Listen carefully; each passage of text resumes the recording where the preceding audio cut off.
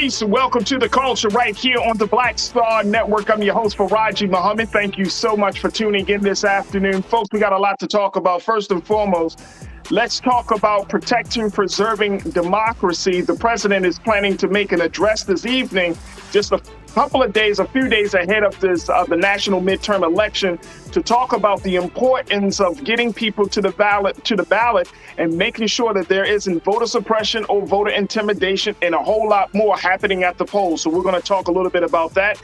Also, let's talk about some other political issues that are happening across the country as this national midterm continues to heat up, folks. I'm telling you, I've never seen anything like this. And so we're going to look at some of the big issues that are on the ballot right now. Also, can we talk about this ongoing hashtag, Black Men Deserve to Grow Old? I want to have a conversation about this hashtag that was initially started back in 2021 when hip hop artist Young Dolph was killed, that is now being used as we mourn the loss of Migos member Takeoff.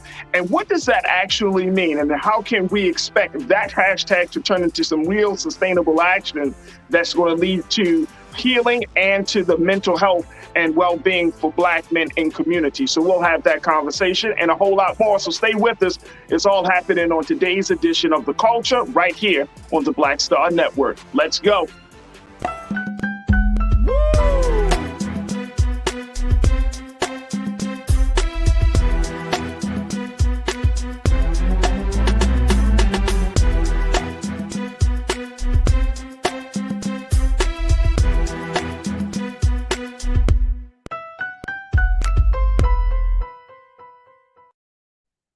Folks, welcome to the culture here on the Black Star Network. I'm your host, Farajii Muhammad. Thank you so much for tuning in this afternoon. And thank you for wanting to be a part of the conversation. So happy to have you join us today. We are just a few days away, folks. It's November the 2nd, 6 days away from this national midterm election. And so many things are happening across this country as there is an energy around this time of year, around this election, that we probably haven't seen for any midterm. Now, I've been around for presidential elections and certainly for midterm, congressional elections, but the energy right now feels different. Does it feel different for you? It feels different for me, folks, that, it's exciting, but at the same time, it's like you have to be cautiously optimistic about everything that's happening. And so today we just want to continue our conversations about everything from voting to voter suppression to everything relating to this national midterm election. And today I wanted to at least start the conversation off about the importance of getting people to the polls and letting them go to the polls safely, to let them to cast their votes. And this is a big concern that has reached all the way to the heights of power, even to the White House, where President Biden is expected to make some remarks this evening, 7 p.m. Eastern Standard Time, to deliver these remarks about preserving, protecting democracy. Now, we have heard the president say these things before about the importance of making sure that the rule of law and that democracy as a governing experiment continues to stay intact in light of what we saw on January the 6th, in light of the big lie of the 2020 election being a fraud, in light of all that President Trump and MAGA Republicans continue to bring. But now we're at this point where, as states across the country are in early voting periods, and then we're seeing that there are more and more efforts to stop people from going to the polls, that there are a number of folks that have reported that they're seeing everything from armed men at the polls to getting certain text messages about voting that are wrong, to ongoing, social media is propagating certain misinformation about getting to the polls. And so it's causing a lot of confusion and chaos for people across this country. And I wanted to just touch base on this, folks, as we just take a few moments this afternoon to look at this, because I thought to myself, we need to have a clear and be very, very, I would say, diligent and intentional about what it is that we want to do. What is it that we're trying to do at this point? And I'm excited about the midterm elections. I want to see there to be a strong voter turnout, but at the end of the day, I know that there are some forces out there where they don't want to see the election happen, or they want the election to go in a space where it's in their favor. And we know that.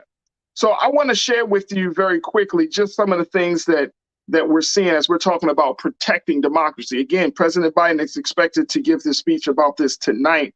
So if you have the opportunity, I would say definitely tune in for that. But there's this other thing, election intimidation, voter suppression. Some of you, as my online culture crew members, and big shout out to all of you who are tuning in today. Some of you have already saw and have shared with me saying, hey, Farajii, in states like Arizona and other states, we're seeing people at the polls with guns. Well, there is one organization that has been penalized for their attempts of election intimidation. This is the group called Clear Elections USA. In Clear Elections USA, they have been one of the groups in Arizona that armed individuals been standing at the polls. They've been doing filming, taking pictures of people casting their ballots, really doing a lot of intimidation strategies.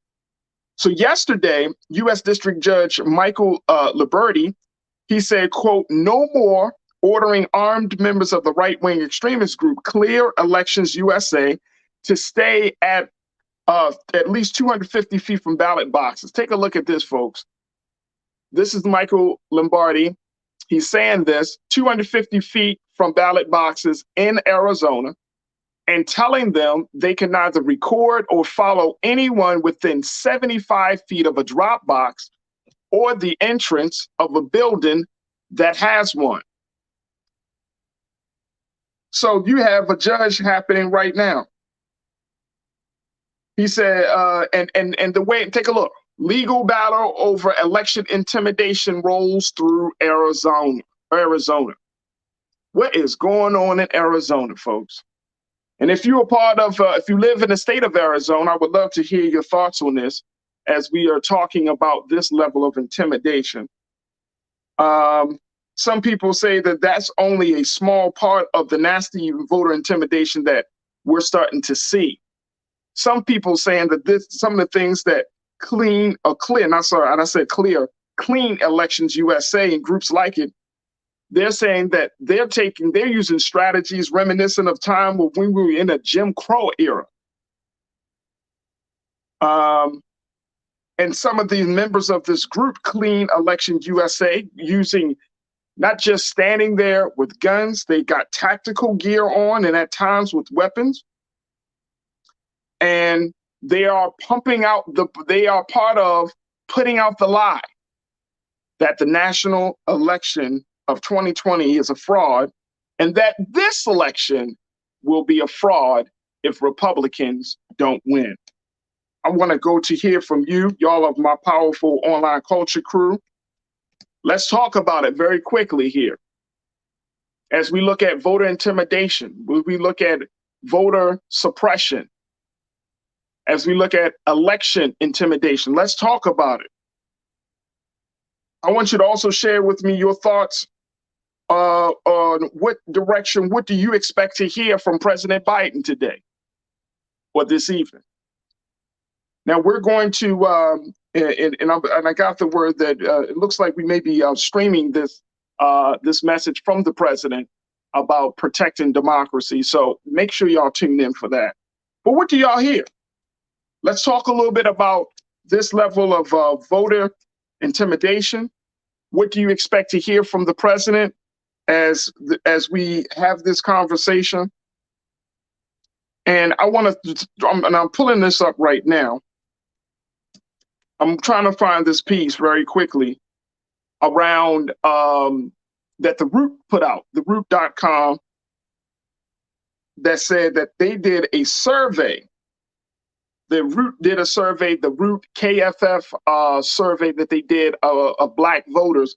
they found that there were a number of Black voters who are very concerned about voter suppression or voter intimidation for around this national midterm election. So we got a couple of things, folks, that I want us to kind of delve into for a quick moment. Voter intimidation, election intimidation, voter suppression. We got to talk about what the president is expected to say, protecting democracy. What does that mean to you, preserving and protecting democracy? And all we essentially are talking about, folks, is getting people to the polls, right? That's all we're talking about. Getting people to the polls, casting their vote. One of the big concerns is that there are going to be some extremely long lines, right? And voter suppression, some of the tactics that they often use is they take the small things that we want to talk about. I mean, they take the election, the voting, going out to vote experience and trying to exploit it by saying, oh my gosh, you don't want to vote because there are going to be some of these long lines, or, if you cast your ballot, they're not really going to count, or, you might as well not vote in any way. I mean, if you live in a Democratic city, your vote is not going to count. These type of things. And I hope that none of you are falling for these tricks. Now, if you don't want to vote, that's totally up to you. I'm not going to beat you over the head, and I don't think that's fair because I don't know what you want to see. I don't know what your interests are. But let me just at least say that Black folks, just like we've been hearing, folks, everybody say, oh, abortion is on the ballot in November. The economy is on the ballot. Would I be crazy to say that Black people are on the ballot? Can we say that? Would that be too far-fetched to even mention that Black people, just everything that comes with us, our interests, well-being, our concerns, money, education, health, like we just on the ballot. Can we say that? Can I say that, y'all? Are we on the ballot in November, on November 8th? Because I feel like we are. I feel like we we haven't been getting the type of attention that we deserve. And since we're not getting the type of attention that we deserve, we're on the ballot. Since we're not sitting at the table, we're on the menu. So can we all be on some agreement around that? Can we say that? Let me hear what y'all got to say. Y'all can say anything about President Biden, voter intimidation, this Clean Elections USA group, what's going on, what you're saying, because we are on the ballot, folks. Daffy Daggers, let's see you kick it off this afternoon. Good to hear from you. You said my favorite aunt lives in Tucson, Arizona. She's disgusted by this. These right-wingers are despicable. I live in New York City. Pretty glad that I do. Yeah, in none of these major urban areas, you know what I'm saying? A lot of the urban areas are more Democratic than they are Republican. So we know that. So yeah. Daffy, I would love to know, is your aunt, like, the level of intimidation that she's seeing, is that causing people to not go to the polls down in Tucson? Let me know. We'll get right back to you. But I appreciate you giving us that update and that sentiment. I understand. Chris V, you say they need to start arresting and prosecuting people for voter intimidation to send a message that this isn't acceptable. Absolutely. Absolutely. I mean, that's what we've seen here so far. That's what we've seen here. Shalinda, you said that's a shame that the hatred in America with Trump bringing out the worst in white folks have gotten worse than 70 years ago. Right. More to lose, they feel like. 70 years ago was one way of America, but now, woo, if they lose the bastion of power, they lose the seat, they lose the ability to dictate policy. Oh man, here's two powerful components of our American society, of culture: politics and money. So you lose the power of money, and then you lose the power to decide who gets the money. You lose the power of deciding, dictating the policies that regulate money, that dictates people's lives, and all of those things. So you losing all this power. You're getting mad. You're getting mad. Corinna, my sister, good to hear from you. You said this specific vote, as Latasha Brown recently framed it, as a harm reduction act. And Black folks are always on the ballot. No question. We better act like it then, right, Corinna? You also say we must beat folks over the head to an extent. This is not like previous midterm elections. Our survival hangs in the balance. Unless folks are content with living in peril, I'm not. No, I'm not either. Tired of it. I'm tired of it. But look, again, and all of you, I think, would agree with me. I would say 90%. I'm not going to assume everybody. But I think many of you would agree with me that we understand that voting is just one tool at our disposal to get us further along. Voting is just one tool, right? We understand that. Like within 6 days, because we got 6 days left, let's not get sidetracked with a lot of other stuff. Let's just keep it very simple. Like, all right, let's get people to the polls. Then we move on to using the next tactic to get further along. Does that make sense to everybody? Y'all tell me. My man, King Lee, you said if you're a licensed or legal gun owner, protect yourself and your family when voting and not voting. Yeah, and you know, I can't say that, King. I understand you, you know, big bro, I got you. I totally understand. I cannot say that because of where we are, the space that I work in, more importantly, and I'm not going to advise anybody to bring guns to the voting booth. That is certainly your decision if that's legal in your state. But I understand.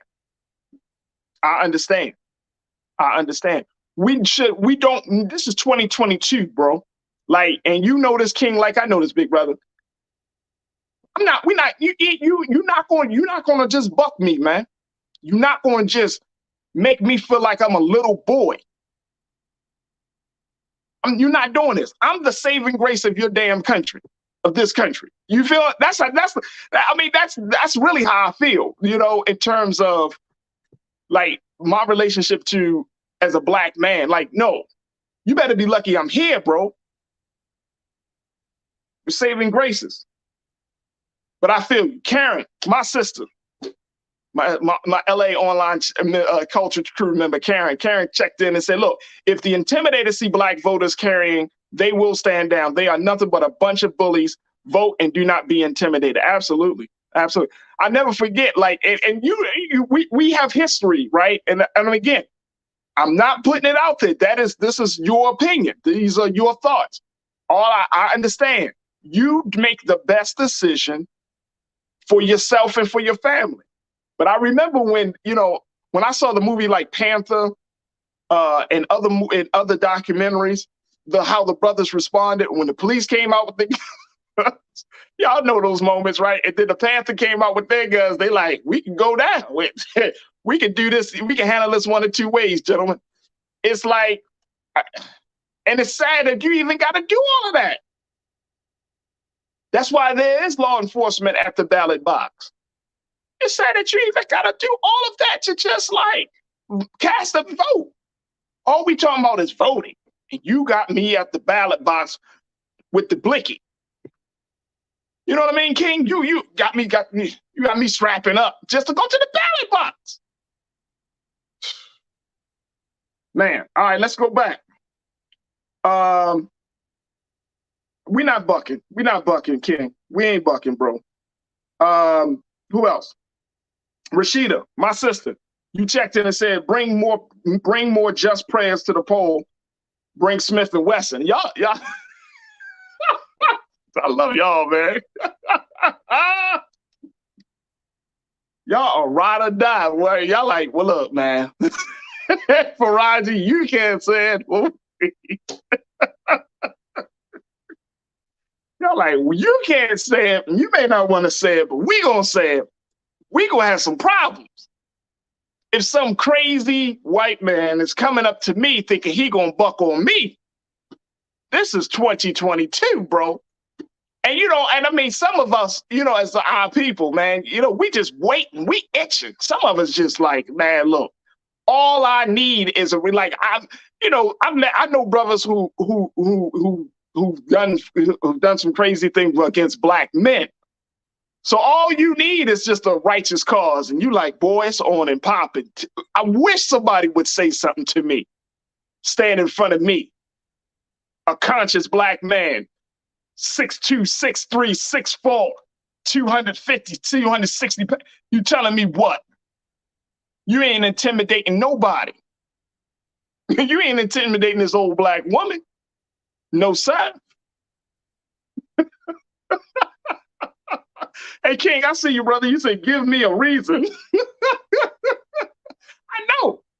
See, that's what happens with oppression. You get oppressed for so long that you know, the oppression makes you not want to look at yourself in the mirror because you can't face yourself. You can't face your own weakness. But then after a certain period, you like, I got to look at myself in the mirror. I'm a man. I'm a woman. I'm not going to just,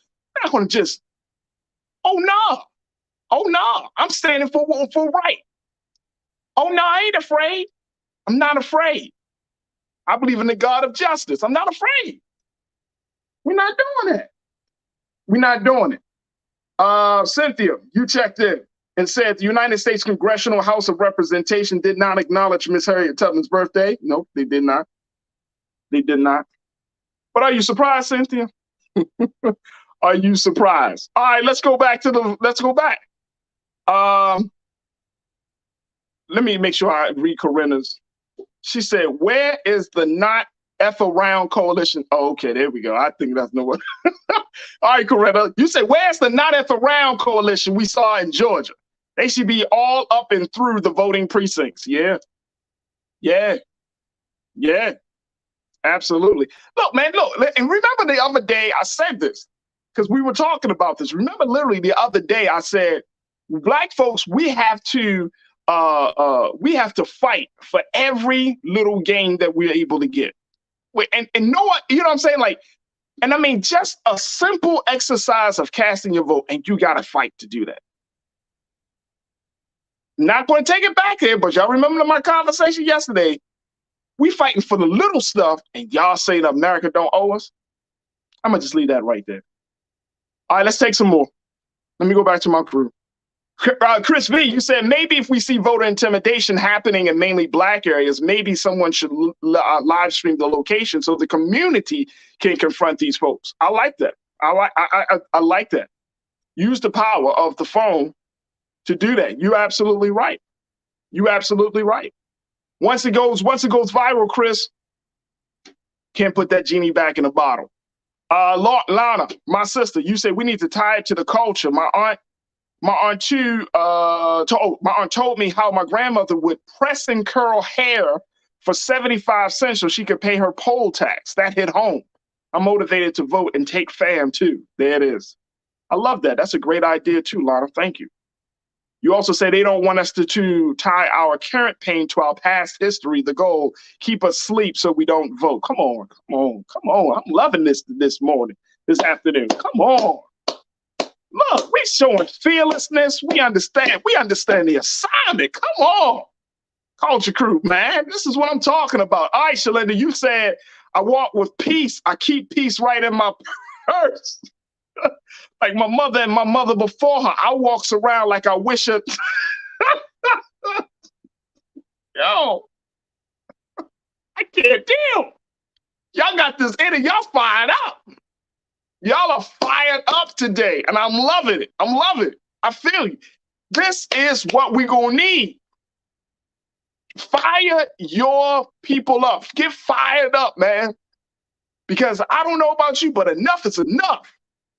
You're not doing this. You're not acting like we children. You're not acting like you own this anymore. You're not acting like this is just your land. I'm fired up, man. I am fired up.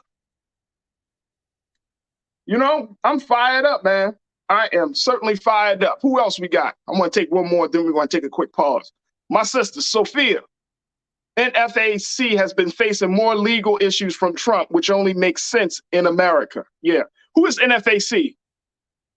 Make sure I don't want to assume that I know what that is. So Sophia, let me know who that is. You know what I'm saying? Let me know. Chris, my guy Chris, you said I already voted, but I wish somebody would. And look, and here's probably what we need to really do as we close out on this portion of the conversation, folks. Here's probably what we need to do. We probably need to have men and women. I'm not going to exclude my sisters, but just for in terms of protection. If you're at a place, maybe we need to talk to the NAACP and just be like, okay, if we monitor, and you tell these folks, if you monitor us, then we gonna monitor your ass. Yeah, just like that. No. If you monitor us, we gonna monitor you. And we just need, you see what I'm saying? This is that level of community defense that we often talk about, that we often say that we want, that we need. This is that level of community defense, that if you monitor me, I'm monitoring you. So for the bold brothers and to the bold sisters, and we standing firm, like, no, you're not going to intimidate us. Work with the church, work with the NAACP or the Urban League or whoever. Work with an organization, but just let them know, like, and I think that to our people, we can't assume. One of the things I think that we often do is that we act like people are on the same moral compass as we are. And that's not the case in 2022. People don't operate from the same morals and values that we have, right? And I'm saying that we can go out there thinking, oh, nobody's going to bother me, but I'm not saying you should be paranoid, nor should you be scared, but just simply be aware and knowledgeable that these things are happening so you can act appropriately. And if something were to jump off, you could be prepared, because if you are ready, you don't need to get ready. My wife always tell me that now. She say, you know, man, if you already don't need to, she said, if you stay ready, you don't need to get ready, Farajii. Like, all right. So we got to be prepared and know the reality of this situation, that people are there to try to intimidate us. People are there to try to block us. People are there to just watch you and all of that stuff. Be like, no, I'm watching you. Come through and watch what happens. All right. Danny, you checked in. Danny, I love what you said. You said, yes, and I love God, and God is my protection, but God also didn't make no fools. He made us to be able to think and read between these lines. Come on, Danny. I love it. I love it. I love it. Danny, you also said something. I hear black folk, boy, we must got a lot of gun owners in the culture crew, boy. A lot of gun owners.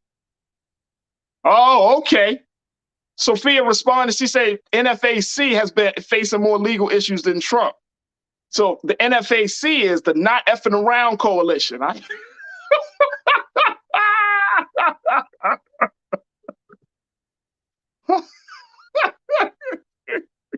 So the NFAC, the Not Effing Around Coalition, is backed by the Whoop Your Ass Board.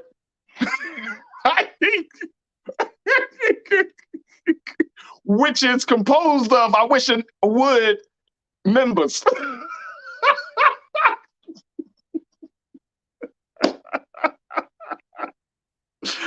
Wow. There we go. All right, look, we know these things are happening. We know that they're real, and we got to get prepared for it. Look, real talk, folks, real talk. This is serious. This is serious time. I don't want us to get afraid. I don't want us to lose focus. I don't want us to feel intimidated, bullied, anything like that.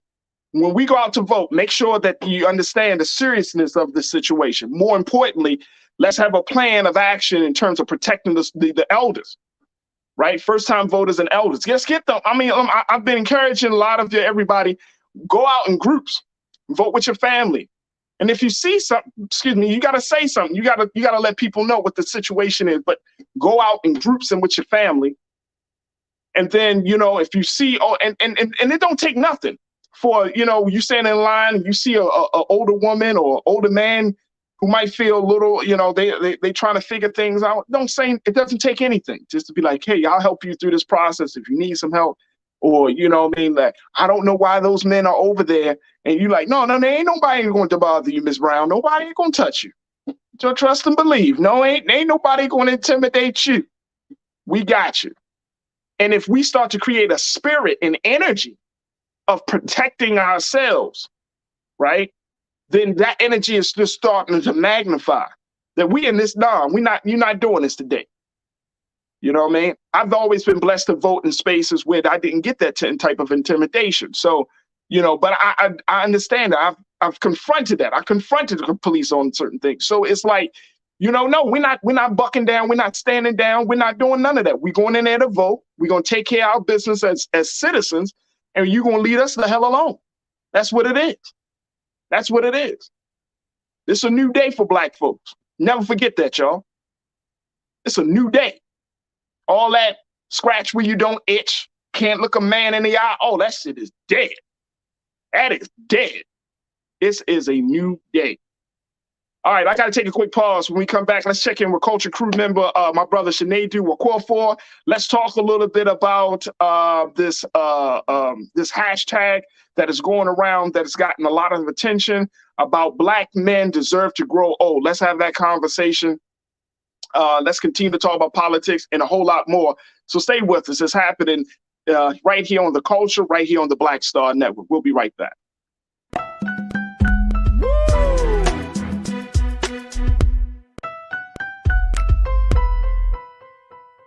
Hatred on the streets, a horrific scene, a white nationalist rally that descended into deadly violence.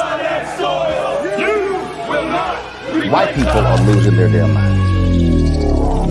An angry pro-Trump mob storms the U.S. Capitol. We've seen We're about to see the rise of what I call white minority resistance. We have seen white folks in this country who simply cannot tolerate Black folks voting. I think what we're seeing is the inevitable result of violent denial. This is part of American history. Every time that people of color have made progress, whether real or symbolic, there has been what Carol Anderson at Emory University calls white rage as a backlash. This is the rise of the Proud Boys and the Boogaloo Boys. America, there's going to be more of this. Here's all the Proud Boys, guys. This country is getting increasingly racist in its behaviors and its attitudes because of the fear of white people. The fear that they're taking our jobs, they're taking our resources, they're taking our women. This is white fear.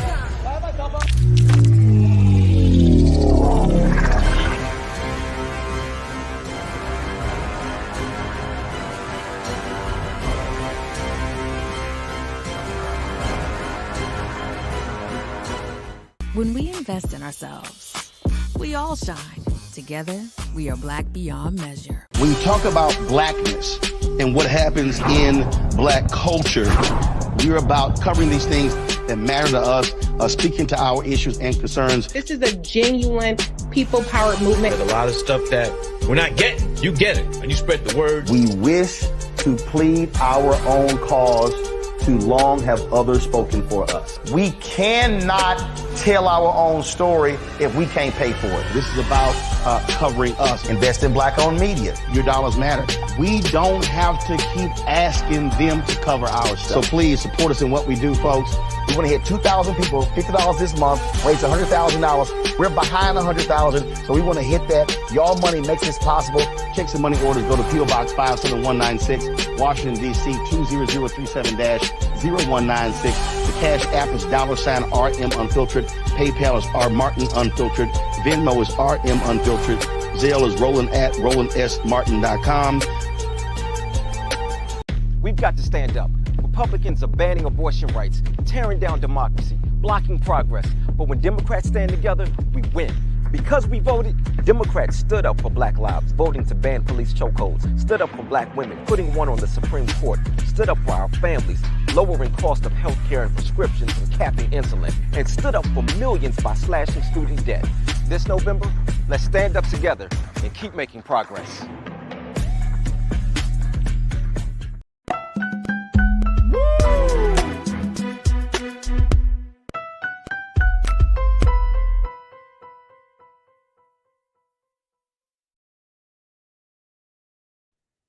All right, folks, welcome back. We're continuing the conversation, and I told you all this week we're gonna carve out a chunk of time to talk about various elements of this voting season, as we are officially 6 days away from the national midterm election. Some of you have already voted, so if you've already voted in your state, in your county, in your district, we thank you so much. Thank you, and get other people to vote. Encourage other folks to go out there and vote. And there's so much on the ballot we can talk about. And I said this in the first segment. Black people are on the ballot. Everything. Our heart, our culture, our education, our healthcare, our political power. All of that is on the ballot. All of that. So we got to go into the ballot with intention, understanding, and knowledge of what is at stake at this point. Now, here's the other thing I wanted to talk to, and I'm going to bring my brother Shanadu in. I wanted to share just a little bit, get your take on this, folks, because as much as we're seeing all of these shifts and turns, as much as we're seeing all of these things that are coming out about Republicans, the MAGA Republicans, the impact of that, as much as we're seeing Democrats being the big tent party, and more importantly, trying to try to figure out what their unifying message is going to be in these final few days of the national midterm election. And in light of there has been so much speculation and quote unquote prophecies that have been made saying that the Republicans are going to take over the House and the Senate. So now there's some great worry among Democrats that the strategy about the Democrat strategy as the midterm grows. Take a look at this. Here's what we got. Ariel, if we can put this on the screen, please, sis. The top Democrats are questioning their party strategy as the midterm worries grows. So my question to you is, should Democrats be worried? Should we be worried? Here's why I'm asking this question. And let's go to the quote too, Ariel, when you get a chance, please. I'm asking this because as much as we know that there are big party differences, we also know that Black folks stand getting a little bit more, just something more than what we may get from the Republicans at this point. Now, not saying that you put it all in one basket, but more importantly,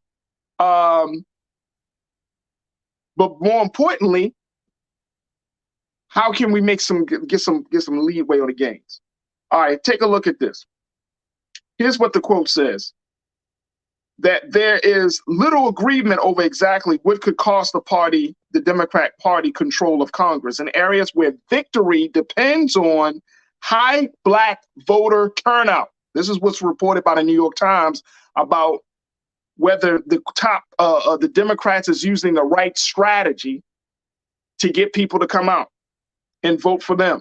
They say in areas where victory depends on high Black voter turnout, Democrats worry that they are not mobilizing their constituency. Others say there has been too much focus on abortion rights and too little attention on worries about crime or the cost of living. And across the country, Democrats point to an inadequate economic message and an inability to effectively herald their legislative accomplishments. Do y'all agree with that? Do y'all agree with this, that Democrats may not be putting out the right message? And take a look here. Do you agree with this, folks? Do you agree with that? The Democrats may not be putting out the right message. Too much focus on abortion rights, too little attention on worries about crime or the cost of living. The Democrats point to an inadequate economic message and an inability to effectively herald their legislative accomplishments. Should we be worried? And Ariel, let's put that down in the lower third. Should Democrats be worried? Should people that lean to the Democratic Party be worried? Culture Crew, I want y'all to talk to me on this. Are y'all worried? Are we worried? Should we be worried? Let me bring in my brother, Shanadu Wakorfor, who is a diversity, equity, and inclusion specialist. Always got something strong to say. Brother Shanadu, thank you for your patience. Big brother, how are you? I'm pretty good, as I can be. I hear that. 6 days to go, Shanadu. This is what you love, man. This is your wheelhouse, as they say, right? Yes, sir. Talking about political power. But let's look at this, bro. Should we be worried? Oh, we should be very, very concerned. It's because, well, we should be concerned because we have to understand that although we did great in the last general elections, we did well in Georgia and so on and so forth. People don't understand that the real, I guess, the real measure of power is how long you keep it. And in order to make actionable changes, we need to keep power for long periods of time, or we'll make small headway. And then 2 years later, 4 years later, the Republicans will take us way back from where we were. So I think Democrats should be very concerned. But at the same time, it seems that a lot of people have been doing early voting. Georgia has showed statistics that early voting for this midterm election is going to probably pass, their past history. It's not going to quite do what it was 2 years ago, but that was a general election. But people are taking this thing seriously. And I believe that Democrats should be very concerned, and they should be very aggressive in letting their followers know that they have their back and play to their issue. What issue though, Sinead? Because and I've said we got black folks on the ballot, so it could be a number of issues, right? But what issue do you think it can really like activate black voters? Is it the economy? Is it crime and violence? Is it school issues or healthcare issues around COVID and everything else? What you think? I think that it should be all of that, but it's under one major umbrella, and that's our democracy. If our democracy doesn't hold, all of those things will fail woefully. And I think it's important that we make sure that people know the equation.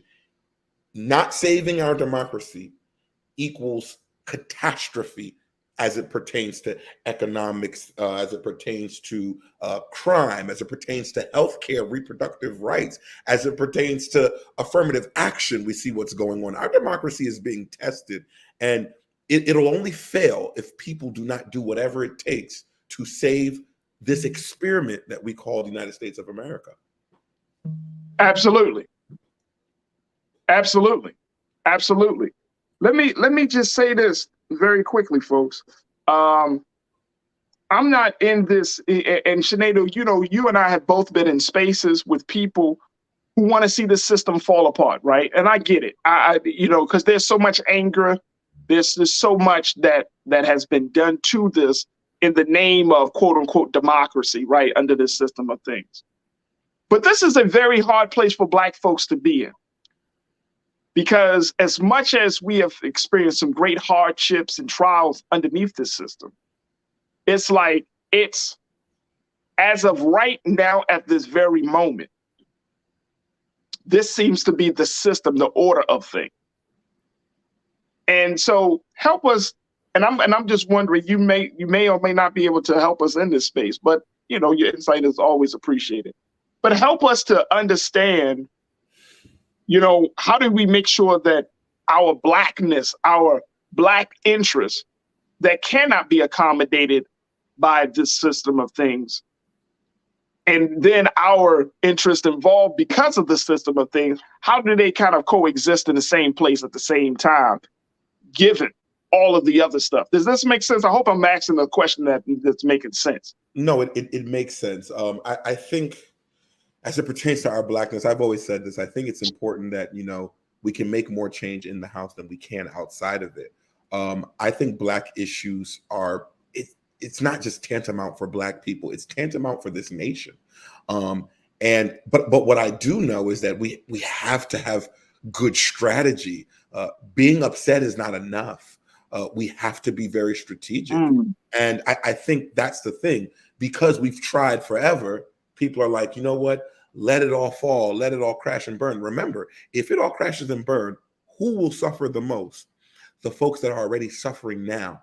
So unfortunately, fortunately, we have to make sure that we do our best to uphold what we have as best as we can. And then we have to strategically infiltrate the system and do what we need to do. But we can't do that without numbers. We can't do that without people doing their civic duty to vote and to be involved. It's not just about the idea of voting. Are you sitting on your local boards? Are you going to see what these judges are doing in courts? You know, the ones that you don't know who you're voting for when you go to vote on Tuesday. We have to be more aware, and we have to make it interesting.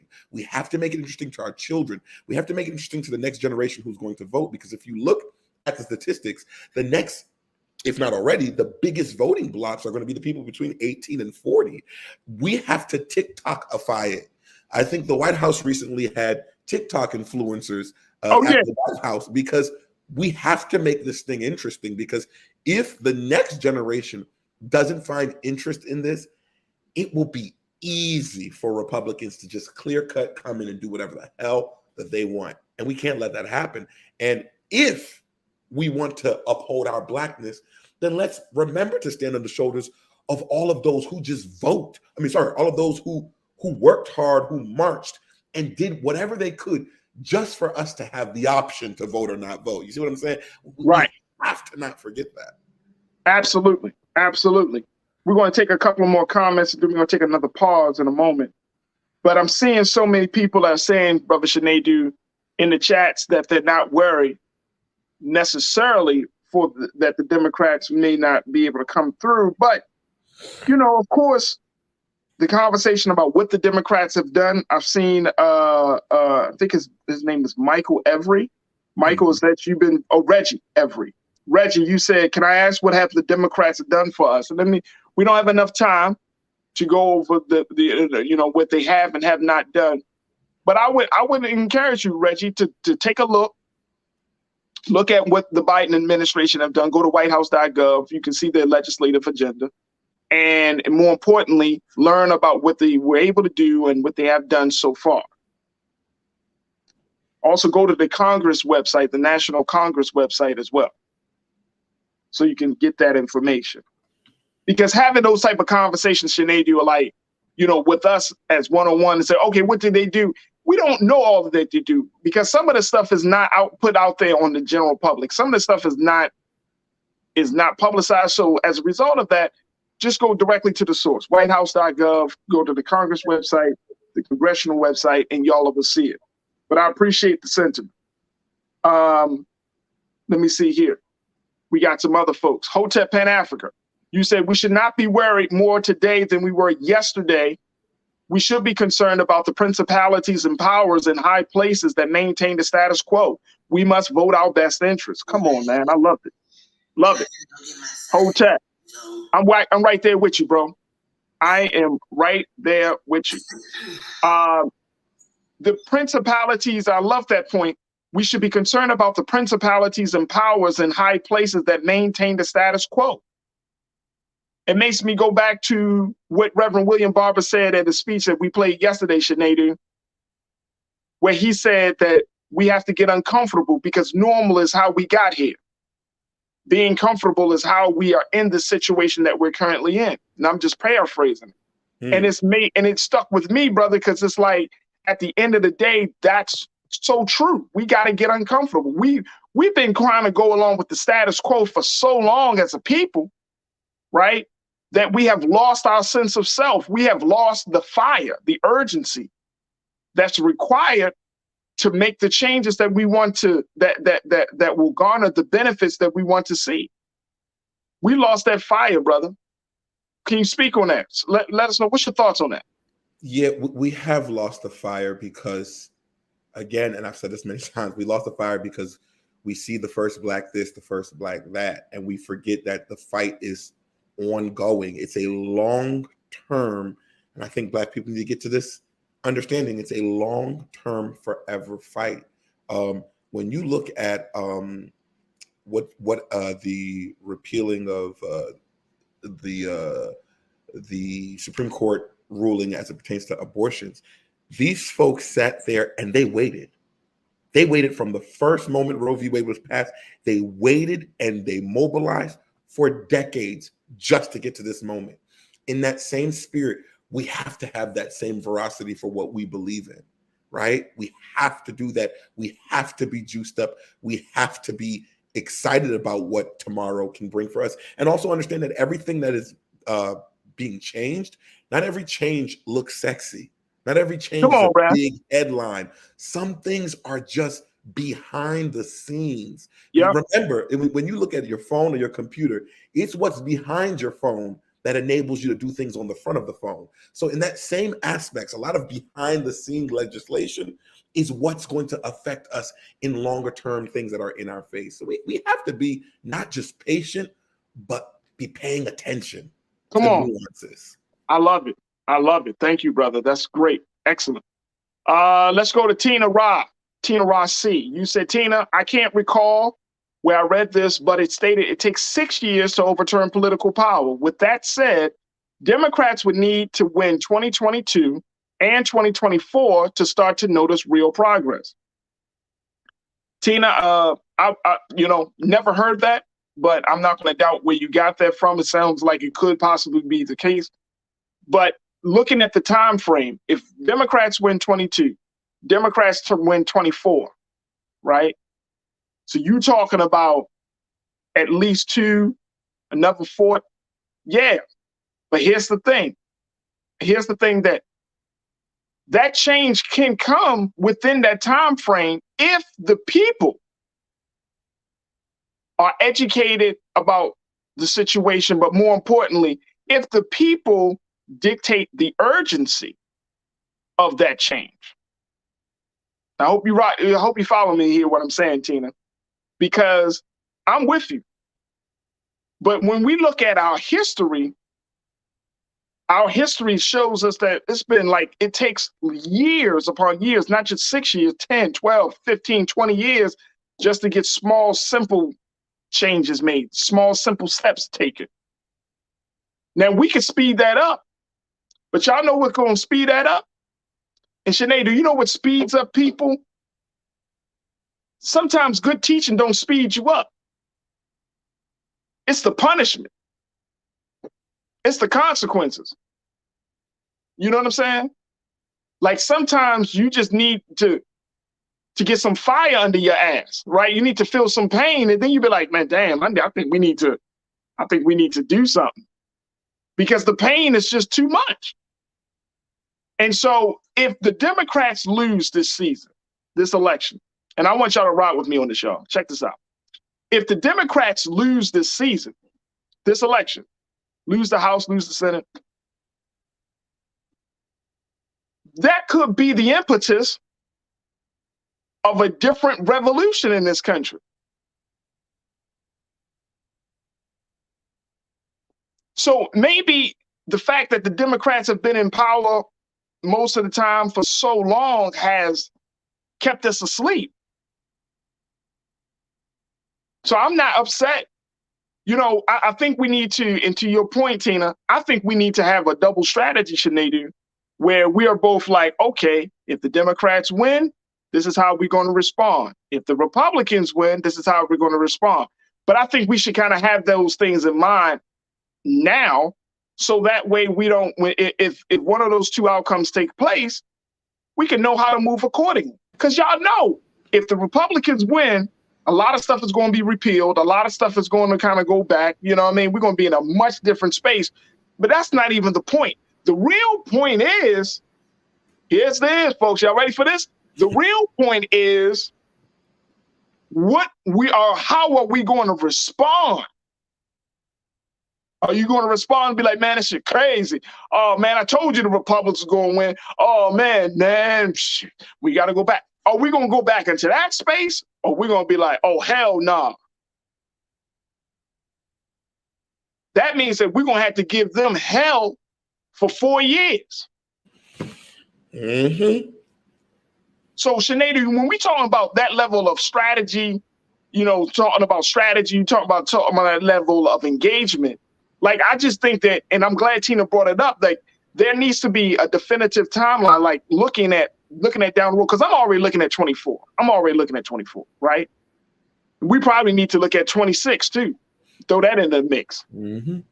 Because we're trying to get so many people on the same page And then we got to deal with all of these other challenges from within the community ourselves, to the point where we may not see that real change. As Tina pointed out, we may not see that real change until 24, 26 or something like that. But there has to be a different timeline. There got to be a sense of urgency if we're talking about bringing that change into existence. Absolutely. And I think that's, Charlemagne has been saying this, the Democrats need to definitively say this. If you're thinking about 24, you're right. 24 is what we really need to be thinking about. But you just like when you in college, you need the prerequisite before the class sometimes. 22 is that prerequisite. We need Georgia to be blue. We need that Senate race to look good. We need that gubernatorial race to look good. We need it looking good in Pennsylvania as well. That's the thing, because when that looks good, it almost guarantees that 24 will be an easy sweep. And then when that happens, see, when all of those things happen, all lined up, then we're in a real different room, because you have to understand, we're still dealing with people who are saying that the election in 2020 was rigged and this and that. We got to get a lot of those people out of here, and the people, the attorney generals who are controlling what certifies elections. People don't understand how important that is. And the people who keep moving the goalposts every time their candidate isn't winning, we need them out. So in order to properly do that, we got to get together in 22. But Democrats need to say that. And that's what they're missing. They're not talking aggressively enough. They're not talking aggressive enough. And I get it, because some people get turned off by real hard talk, right? Aggressive talk. So I see why the Democrats may take that approach. But this is war. This is war, folks. We ain't talking about winning some volleyball game. We're talking about power. We're talking about real power. You know what I'm saying? And like the Democrats can play around those games and say, oh, we don't want to do that. But behind closed doors, they ain't talking soft to each other. You think Pelosi and Chuck Schumer are talking soft, like, well, we need to work together with them? They probably be like, man, F these cats. We need to storm. You know what I'm saying? They probably have a different level of passion. But this is the thing, man. People always want to keep the American people just sedated with nonsense, right?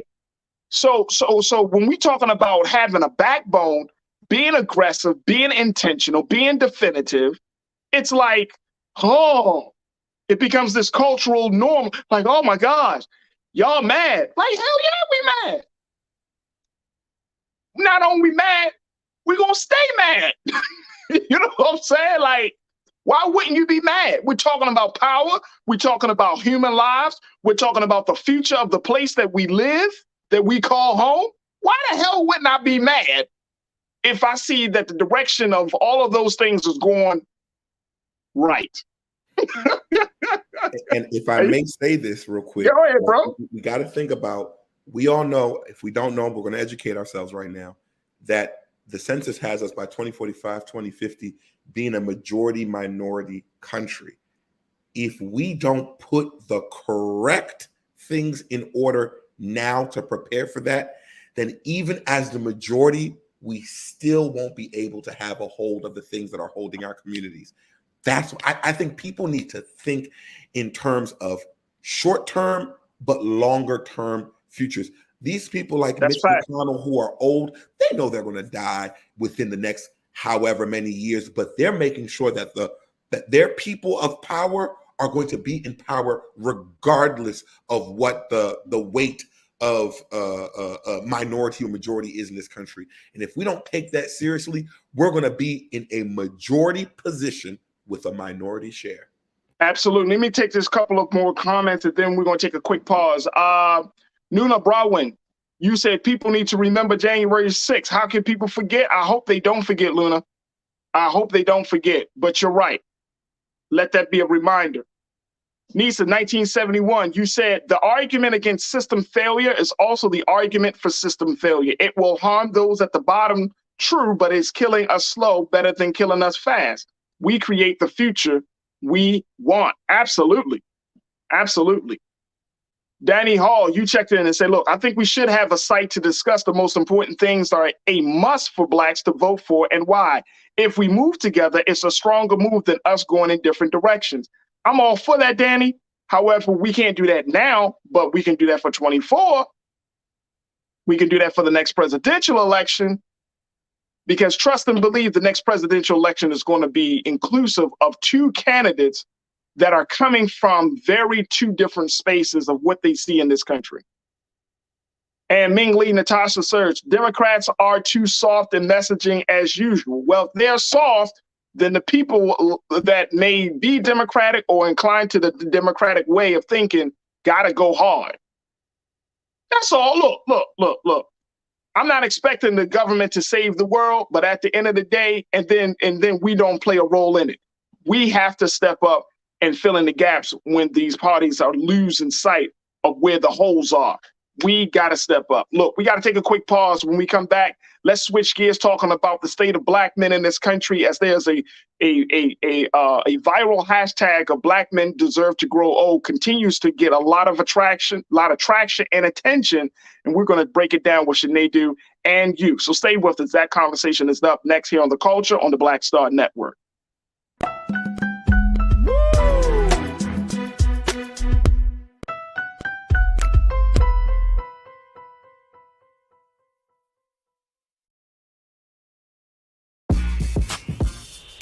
When we invest in ourselves, our glow, our vision, our vibe, we all shine.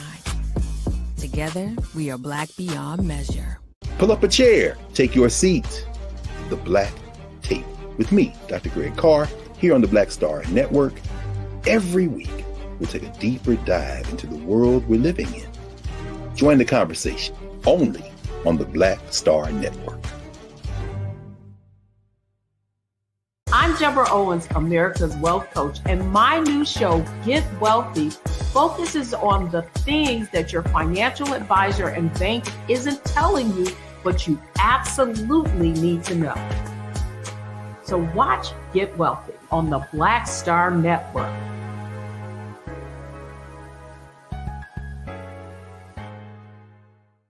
Hi, I'm Dr. Jackie Hood Martin, and I have a question for you. Ever feel as if your life is teetering and the weight and pressure of the world is consistently on your shoulders? Well, let me tell you, living a balanced life isn't easy. Join me each Tuesday on Black Star Network for a Balanced Life with Dr. Jackie. We'll laugh together, cry together, pull ourselves together, and cheer each other on. So join me for new shows each Tuesday on Black Star Network, A Balanced Life with Dr. Jackie.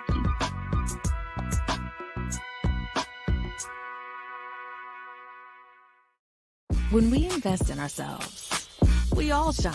Together, we are black beyond measure. We've got to stand up. Republicans are banning abortion rights, tearing down democracy, blocking progress. But when Democrats stand together, we win. Because we voted, Democrats stood up for black lives, voting to ban police chokeholds, stood up for black women, putting one on the Supreme Court, stood up for our families, lowering cost of health care and prescriptions and capping insulin, and stood up for millions by slashing student debt.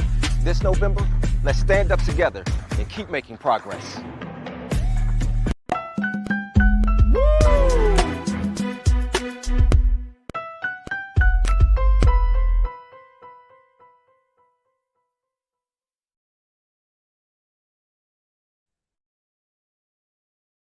All right, folks, welcome to the second hour of The Culture right here on the Black Star Network. I'm your host, Farajii Muhammad. Thank you so much for tuning in this afternoon as we've been having these important political conversations as we're like just days away from the national midterm election. Now, first and foremost, before we jump into the next conversation, I definitely want to encourage you to check out our website at blackstarnetwork.com, and let's continue to support Black-owned media and having a platform such as this to discuss the various political interests that we all have and why it's important for us to even having conversations like this. You can find the great work that we're doing here at Black Star Network right there on our website at blackstarnetwork.com. Support us financially, share the content, and follow us on all social media under Black Star Network. We'd love to connect with you and continue to build with you. The other thing is that if you've been enjoying this conversation and how I've been having these discussions with you as my online culture crew, make sure y'all follow me at my personal social media. On the IG, I am the real Farajii. On Twitter, Farajii, and on Facebook, I'm Farajii Muhammad. Let's continue to build the conversation. Let's continue to build the community, because I'm just so full of the energy that you have been given to me. So many of you are checking in. So many of you are having these thoughts and these discussions. And I hope that you're having these thoughts and discussions with your families just as much as you're having it with me, because that's how we're going to change the culture. So make sure y'all check me out at The Real Farajii on IG, Farajii on Twitter. And I love to build this community up with you. All right, let's jump into this next conversation. I got, again, my brother Shinedu Wakofor, who is a diversity, equity, and inclusion specialist, to talk to us about this growing hashtag that I saw that kind of took Twitter by storm as a result of the death and murder of Takeoff, the Migos member that was killed yesterday as a result of an altercation in a dice game yesterday in Houston, Texas. This hashtag, Black men deserve to grow old. This is interesting. And when I first saw this hashtag, Shinedu, I thought to myself, man, what is this all about? Actually, Nira brought this to my attention. She was like, there's this hashtag around, and she said, I'm loving it. But when I went to take a look at how this hashtag was started, this is not a brand new hashtag, folks. This is a hashtag that was actually started back in 2021, back in November of last year, when Young Dolph, who was another hip hop artist, he was killed. And so his longtime romantic partner by the name of Mia Jerlin, she launched the Black Men Deserve to Grow Old campaign through her brand Momio. And it's a social initiative. Respectfully, Momio was initiated in 2020 after she lost her brother to violent crime. Now, after Dolph's murder, the brand has seen a surge in support, as in they had a lot of merch. And according to the company, to the website, the campaign aims to support various families, especially women and children who face hardships and are in need of financial and psychological support as a result of violence. It's a very, very powerful hashtag, but I'm wondering, Brother Shinedu, when we have a situation like this happening, when we saw like the killing of Takeoff, now you got this campaign, Black Men Deserve to Grow Old. As an organizer and an activist, I'm wondering, how far will it go? Will this go and translate itself into some meaningful change in either male and male relationships within the Black community? Will it change? Will we have some different conversations about access to guns? Will we talk about self-love versus self-hatred? I mean, there's a lot of ways that this thing can go, but I hope it just doesn't stay online. It was a tough day yesterday, and bro. This hashtag, I think, this campaign, I want people to take a second to think about it. It's just as simple as the hashtag of Black Lives Matter. Think about these words, Black men living to grow old. Like, these are all basic tenets that we're asking. And we need to ask ourselves these questions. It's not always about portraying them to everybody else. We need to answer these within ourselves. I think it's an important thing that we now question. Okay, we know what issues have been put upon our people based on government laws, redlining, et cetera, et cetera. But what do we want to do for ourselves? How do we want to free ourselves? We have to be able to do something differently. I think a lot about Nelson Mandela and how everybody was so surprised that he, made it through Robbins Island in prison for 27 years. And he spoke about his mind. Once he was free here, nothing else could matter. And I think the same goes for our communities. It's not just about saying, put the guns down, because we don't want you to put the guns down and then pick up other issues or pick up other forms of disenfranchisement. we have to have a conversation with self to say, how is what I'm doing building or destroying my community? And so I think that this opens up the door. But I have to be honest with you, Sinead. I've been doing this work for a long time, brother. There are only a few situations where I have seen Black men take the reins and say, you know what, enough is enough. Like, of course, like in Baltimore, there's a group called We Are Us. This is a group of Black men composed of Muslims, Christians, agnostics, Pan-Africanists, nationalists, and all of these folks who are walking the streets of Baltimore, talking to Black men and women, the residents of Baltimore City. Nobody is paying them.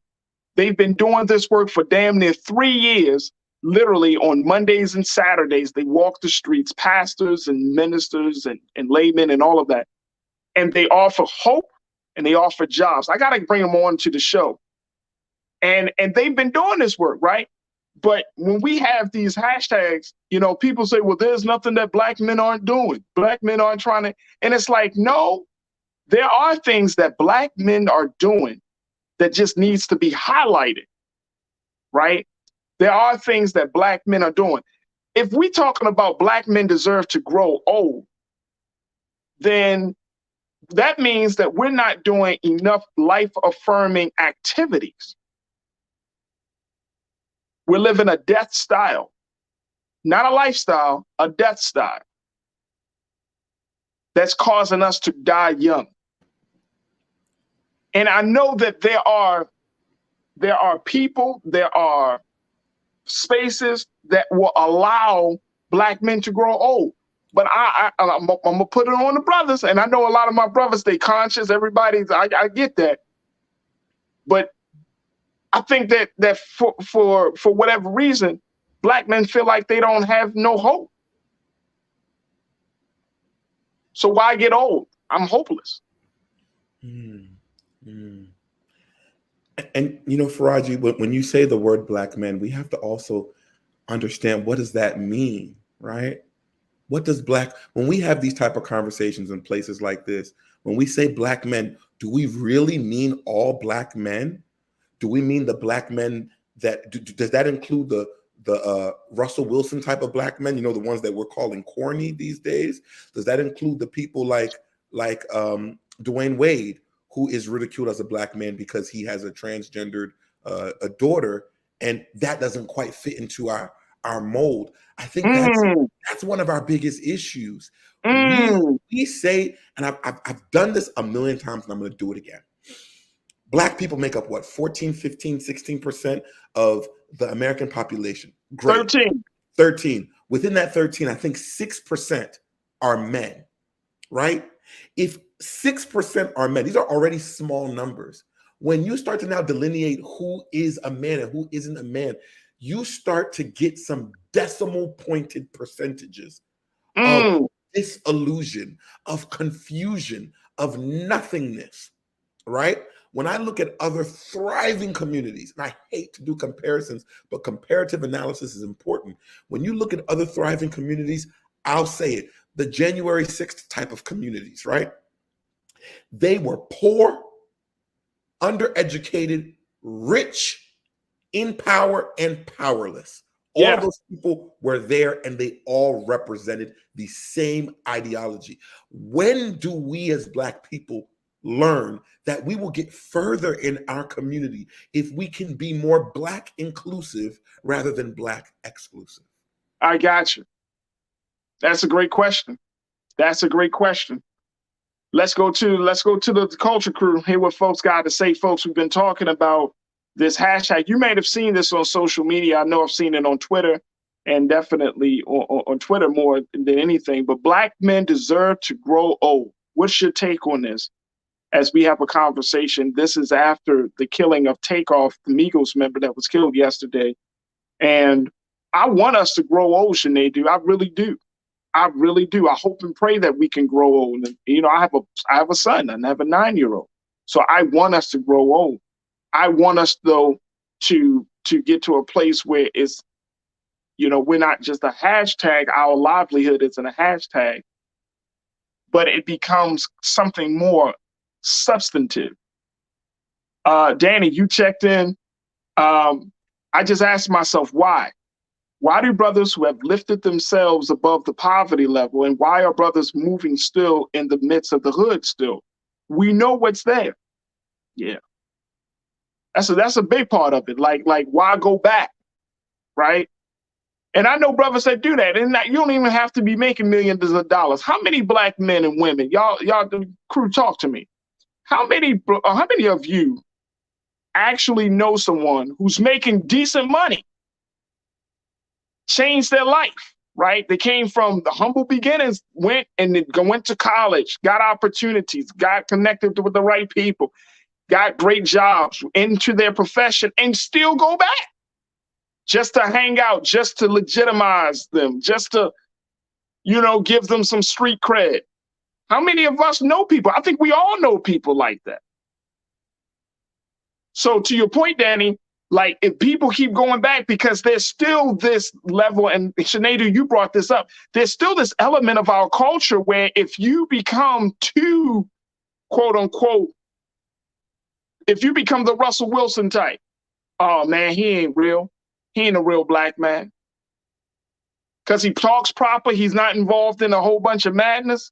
He's not in the hood, even though he got a house in the county. You know what I'm saying? Like this crazy view, like you said, of what it means to be a black man. Like, just because you move differently. Yeah. So I think to your point, Danny, that's the frustrating part. It's the culture. Our culture is like, women have played a role, black men have played a role. We appreciate, we always look through the lens that if you're not, quote unquote, from the hood, then you ain't real. If you're not from the dirt, from the projects, and we always, and all of us who have some level of upward mobility, we always got to kind of remind people and ourselves that we from there. Oh, I'm from so-and-so. I'm from so-and-so.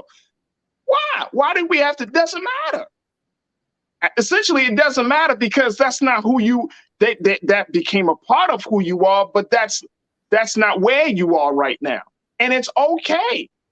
It's okay to, even if you're not from there. I didn't grow up in public housing. So does that make me less of a black man? I mean, I grew up in a middle-class neighborhood. I went to good schools. I had grass in my backyard, brother. You know what I mean? But I celebrated birthdays. Like, I didn't have those experiences. But I know what it's, I've went through some hardships in life, but it wasn't like my mama was on drugs, my daddy left me. My daddy's still living, thank God. Like, you know what I'm saying? Like, so I think to your point and to Danny's point, we do need to really change this view that we have of each other. Yeah, and also I think we suffer from the struggle culture where we are all struggling together. Hold on, Sinead, you can't be dropping those jewels. What we call that? We call it struggle culture. Woo! And it's a phenomenon in this paradigm of struggle culture where we're all struggling together, and then we get out, just to come back to prove to those who are struggling that we've made it.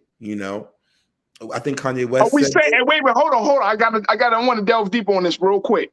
Are we saying when we go back that we're better, or are we saying if I can do it, you can do it? Nah, we're saying nah, look at me. But we don't, half the time we don't even know it. Because if that place, many people who come out of it describe it as hell. So why would you go back there to floss? What did Kanye West say? Just to spend $400 on this, just to tell you that you ain't up on this. And we do it a lot. When we get out of those situations, like, rest in peace to Takeoff. His death really affected me. I didn't really listen to Migos much, but that was the soundtrack of me being in college. I remember the first time I heard them, it was in college. So that's how I remember them.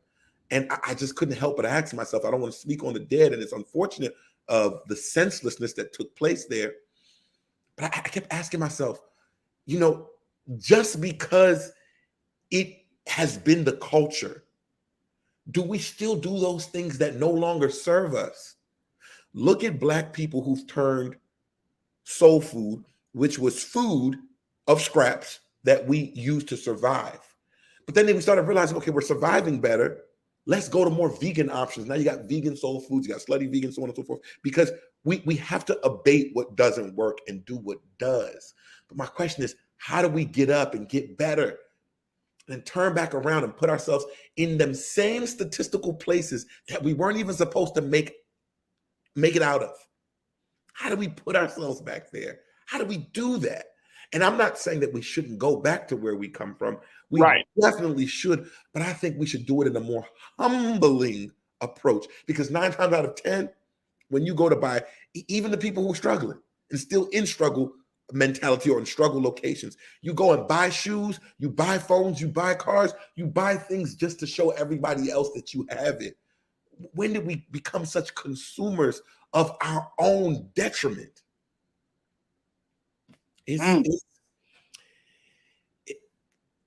Farajii, I cried yesterday, and I don't even really know who this man is. I cried because I couldn't believe that this is still taking place. Even today, with all that we done achieved and with all we want to achieve, it's still taking place. And it's the typical statement. They say, oh, he wasn't doing anything. He's the guy who's the chillest. He don't bother anybody. My dear, if you read the Bible, it'll tell you that it's usually the bystander that ends up in the middle of stuff.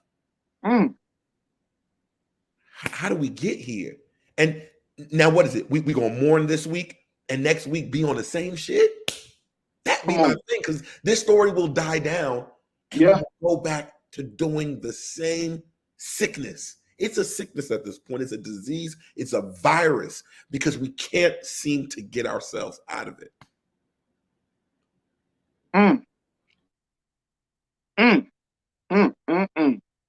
Let's go to the culture crew. Dang. Y'all hear this? I'm still up on the struggle culture. I don't know. I'm serious. They do. I'm still, bro. I see it every day, and you are absolutely right, brother. Because we talk about how much of a hell place that place was of struggling, and then we go back to flaws. And I think it's appropriate that we say that that even though this brother Takeoff, we're not trying to put no negative shade on him, because this is a part of our culture. We all do it in some way, shape, or form. You know what I mean? You got to be intentional about not doing that. You know what I mean? Going back to the place that you thought was the worst place that you could be in. The scripture said, you know this part of the scripture, I'm sure, Shanae do, a dog going back to its vomit. That's the worst part of yourself. All right, let's go to the culture crew. Let's hear what you got to say. As always, Shanae do dropping jewels all the damn time. That's why I love and appreciate my brother. All right, so many of you are checking in. Here we go. McCole, you said there are many organizations that uplift, build, and bring hope to Black men. Black Men Heal is one of those organizations. Hey, McCole, hit me up. I would love to see if we can get them more. You say they're great. I'm gonna take your word on it. Let's see if we can get them more. Seriously, hit me up and send me a DM on Twitter or IG, and let's connect with you. I appreciate you for saying it. Jawan, you said, my sis, my heart breaks seeing so many of our brothers dying before they reach their potential. And I'm not just talking about rappers and celebs. Yeah, my heart is breaking. I can't listen to it now. Like before I was like, okay, but now it's like, once you understand the behind the story, the backstory, like these brothers really essentially just tried to do something to get them out of whatever situation they're in. Music became their conduit. Music became that bridge. Jimmy Kadeska, you said, how do we get rid of fascism in corporate America if corporate America is keeping us down? Well, how do we get rid of fascism? It's a big one. That's a very big one. I think that requires a lot. I think that requires a lot. So that's a bigger conversation. I don't want to venture into that part of the conversation because I want to make sure we stay focused on this one. But Jimmy, we're going to keep that one in mind. Thank you. Karen, you said the lives of Black men must matter to Black men. Too many brothers are dying by the guns of brothers. Come on, come on, come on. You also said, okay, same thing. So yeah, too many brothers are dying by the guns of brothers. Absolutely. Karen, you know that, especially here in LA. Nisa, 1971, you say we living in a real life said game. They have limited the resources, given us weapons and incentives to turn on each other, all while they sit back and watch the show. Come on, facts. Facts. And we play into the game, Nisa. Sinead, we play into the game every day. Like we know the game, but we play into it. Absolutely. You know what I'm saying? We know about the criminal justice system, but we break the law. You know what I'm saying? Like it just doesn't make sense. And this is not to diminish the brothers in any way, but come on, we got to change. Something's got to change. Like this is a situation. Like I was telling Nira this yesterday. We talking about Black men deserve to grow old. Well, that means that Black men got to see themselves, got to love and respect themselves, not to kill each other. Mm-hmm.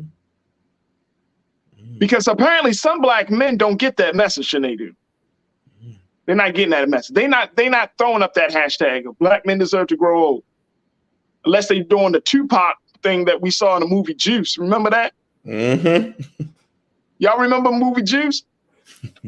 The schizophrenic character. He really was like, what did he go, a sociopath? Sociopath. Mm-hmm. Yeah, he really was a sociopath, a Black sociopath. And he commits a murder, then he shows up at the funeral and gives condolences. Yep. Who the hell does that? Go ahead, brother. I'm sorry. Go ahead. A follow-up to that statement of Black men deserve to get old. At the same time, also, Black boys deserve to be boys as well. That's really important because we got too many of our young boys acting as men. And if our boys are acting as men, there's a problem there. There's a problem there. There's a problem there. Our kids got to be kids. And if we want those kids to become men, we have to allow them to be kids as well. The way I hear children talking in the city. I live in Baltimore. In Baltimore alone, just when I'm on the bus, I just listen. Just hearing how they are formulating thought processes about life, you would think they were men, but these are boys. Yeah. It's so multidimensional and multi-generational. Yeah. And it could help if that mother and father were both in the same home with that kid too. And if that doesn't help, then the Black man that's that's not there physically has to be there in other ways. He got to show up still. So you may not be waking up to your son or your daughter, but that doesn't mean you don't go to the door. That's it. You see what I'm saying? Like, oh, I'm having a problem with the mom. I know we understand those problems, but man, don't stop trying to be in your son or daughter's life. I mean, just that serious. You don't stop. You don't stop. We don't stop, man.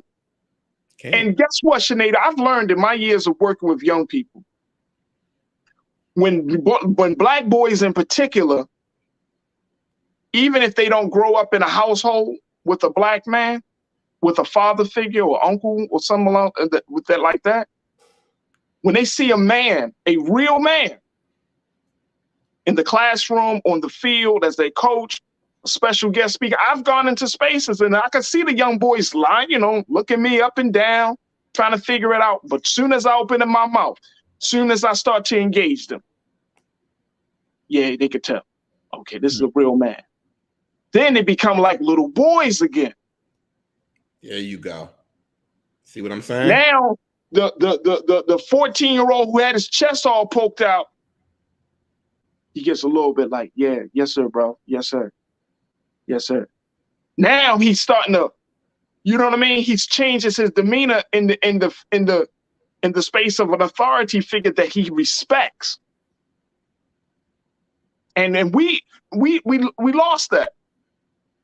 If we're going to talk about black men deserve to grow old, that can't just be about violence. It really starts with being present in a boy's life from the beginning.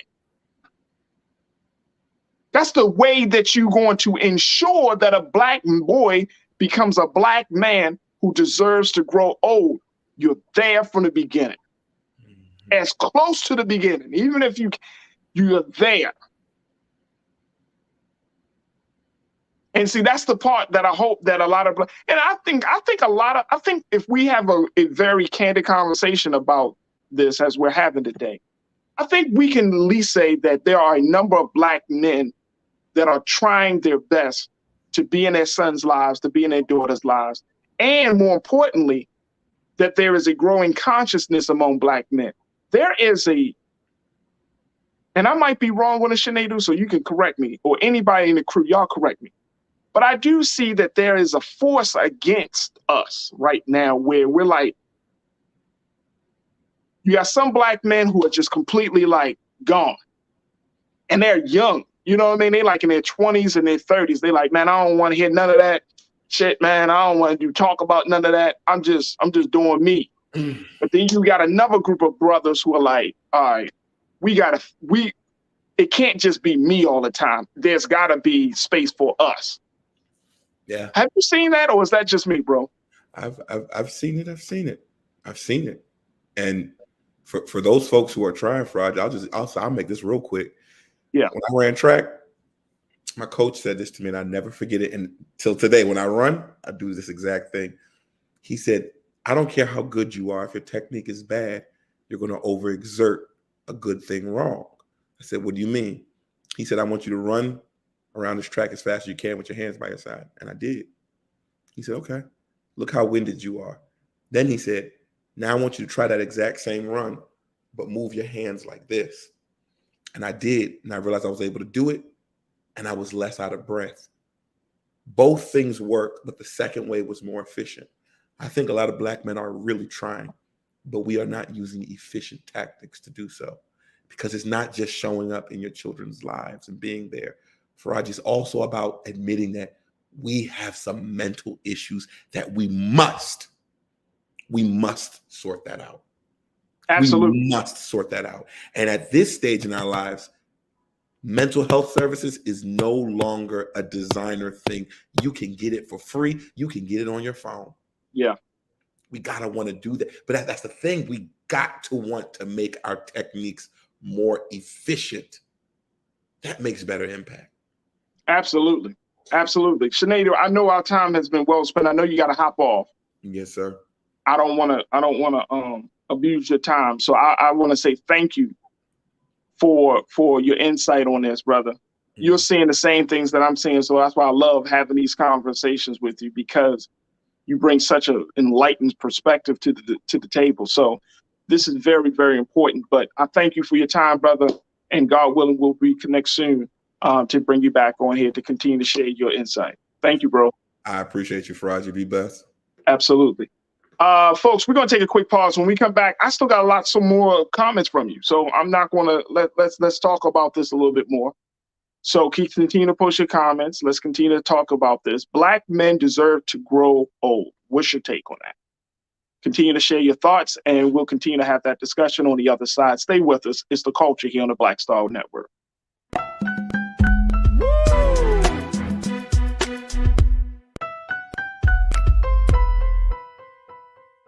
Pull up a chair, take your seat. The Black Tape with me, Dr. Greg Carr, here on the Black Star Network. Every week, we'll take a deeper dive into the world we're living in. Join the conversation only on the Black Star Network. Hatred on the streets, a horrific scene, a white nationalist rally that descended into deadly violence.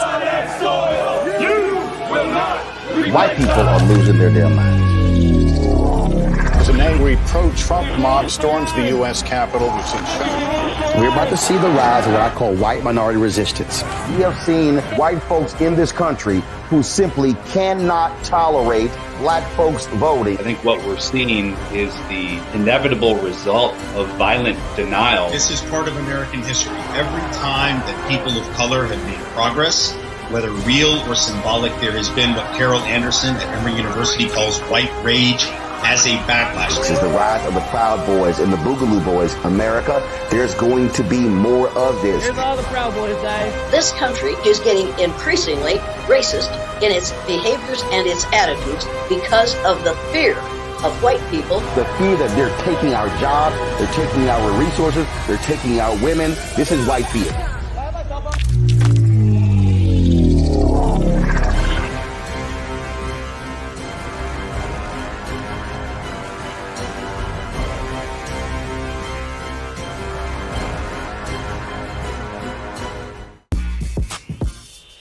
When we invest in ourselves, our glow, our vision, our vibe, we all shine.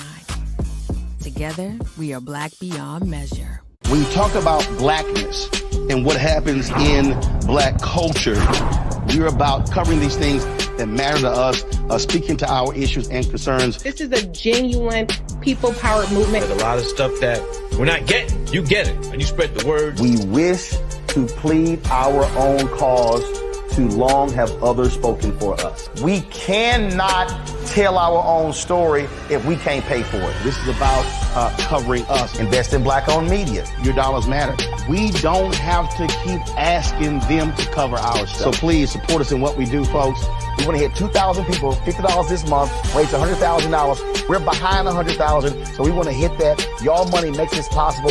Checks and money orders go to P.O. Box 57196, Washington, D.C. 20037-0196. The Cash App is $RM Unfiltered. PayPal is R Martin Unfiltered.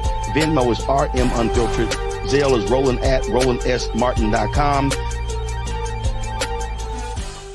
We've got to stand up. Republicans are banning abortion rights, tearing down democracy, blocking progress. But when Democrats stand together, we win. Because we voted, Democrats stood up for black lives, voting to ban police chokeholds, stood up for black women, putting one on the Supreme Court, stood up for our families, lowering cost of health care and prescriptions and capping insulin, and stood up for millions by slashing student debt. This November, let's stand up together and keep making progress.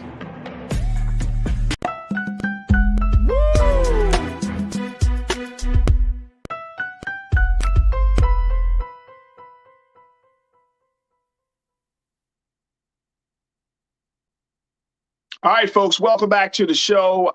We still got a few moments left, but I wanted to respect all of the thoughts that I'm seeing as we have this conversation about black men deserve to grow old. So, we thank you so much for checking in to my online culture crew. Thank y'all so much for checking in, having this very important conversation about what is the state and the health, the state and well-being of black men as we are in the midst of mourning of the loss of another artistic voice and takeoff of the Migos group, hip hop group, which is causing us to reevaluate a number of things, from violence in our neighborhood to the impact of certain messages in our culture.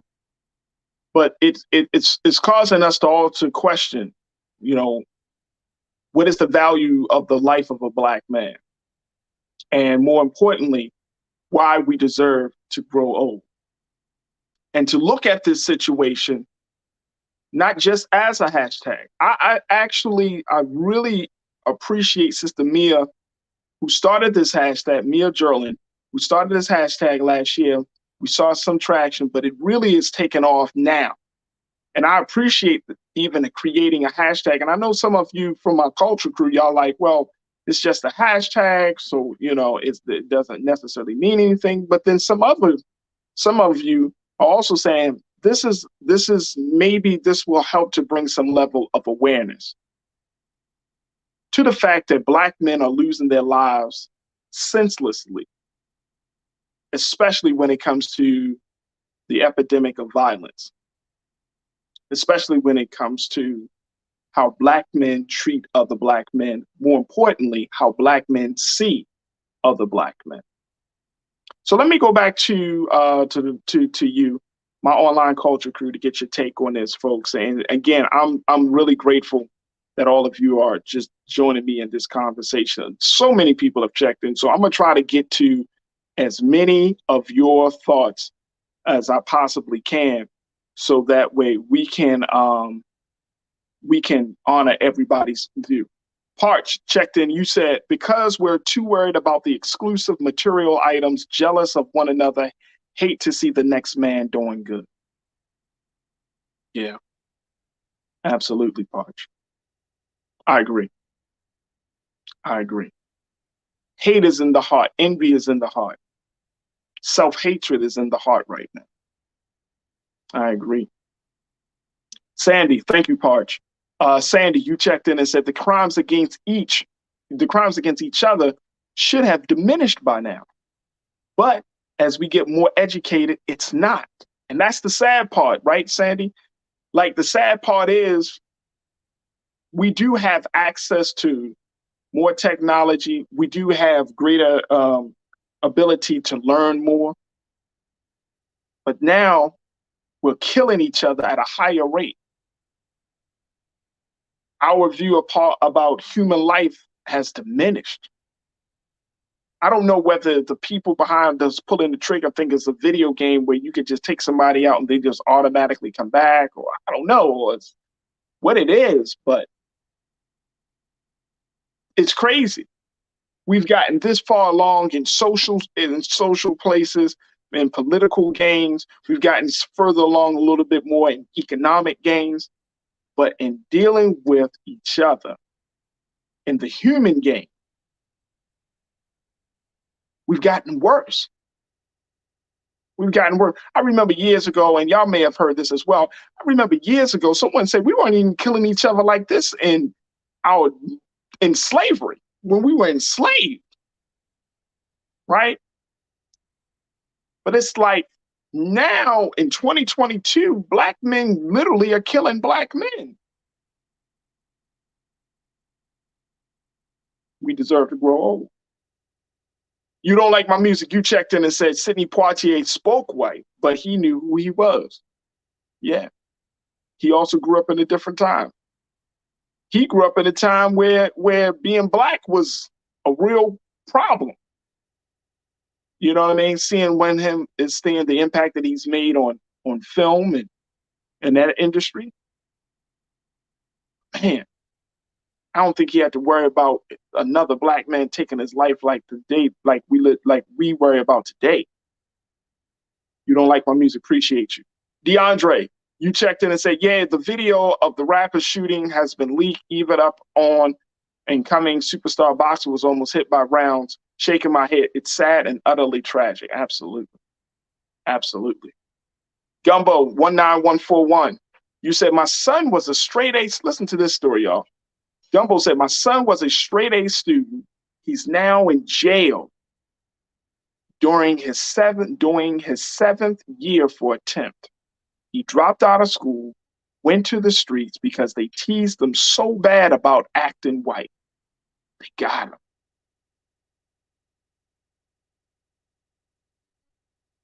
Damn. Gumbo, my heart and prayers go out to your family. I mean, that's really sad, man. You know, straight A student. And I mean, Gumbo, I don't know how much more detail you want to share. But to lose so many years of his life because of that sort of cultural pressure. See, this is why we need to look at the culture, because, you know, the culture is so powerful and influential that it can literally take somebody on one path, on one track, and derail them and take them down another track And then boom. And my heart and prayers go out to you, Gumbo. I'm serious. My heart and prayers go out to you, man. Jeez. And you know, I've heard stories like that. It's not like this is a new narrative in the sense of I've heard about women, young Black girls get caught up. They hanging out with their boyfriend who's involved in the street life, and then they wind up going to prison. Y'all know the story. But man, and the scary part for me, I'm gonna be honest, I'm gonna be open and transparent. The scary part for me is like no one is immune from that. You can teach your child good principles. You can teach them about being a Muslim or a Christian. Like there's no discrimination on how, or there's no guarantee rather, that your child is going to end up in a certain space, is going to be successful. As much as parents, we want to believe, and we do our best to give our children everything that he or she needs, right? To be in a place where they feel supported, they feel loved, they feel taken care of, they feel cared for, all of those things, and then yet they can still end up in bad places, in jail, on drugs, on the street. And you have to think to yourself, like, what did I do wrong? They started off so sweet. They started off so innocent, right? They started off with so promising, and not to say that their life is completely over, but they're going to have to rebuild to get back to that place.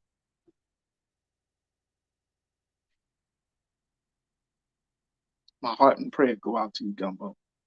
And I appreciate you feeling safe enough to be able to share that story. Straight A's, now in jail during the 7th year.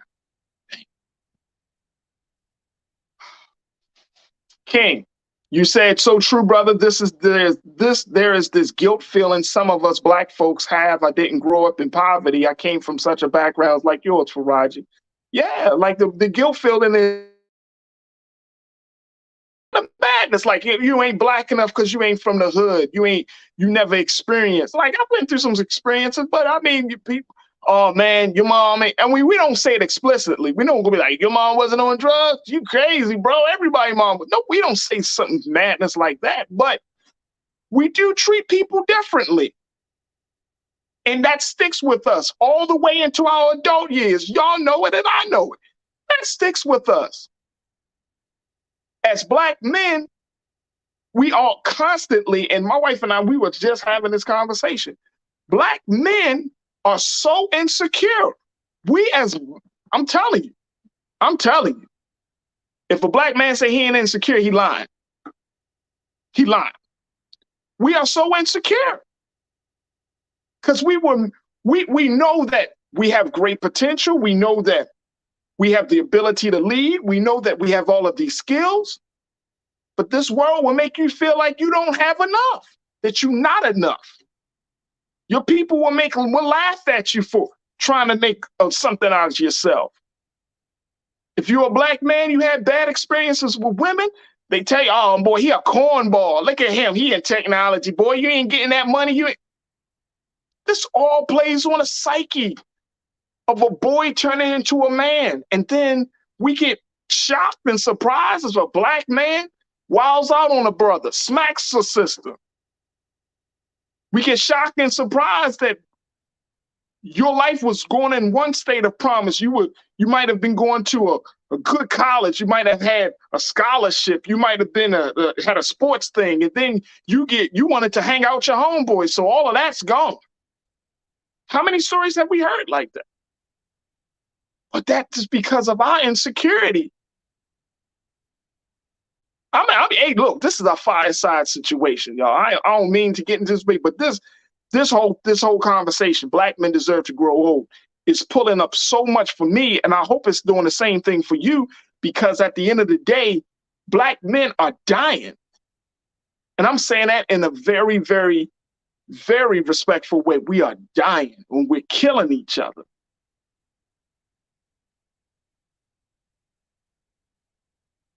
And there's no reason that we should be.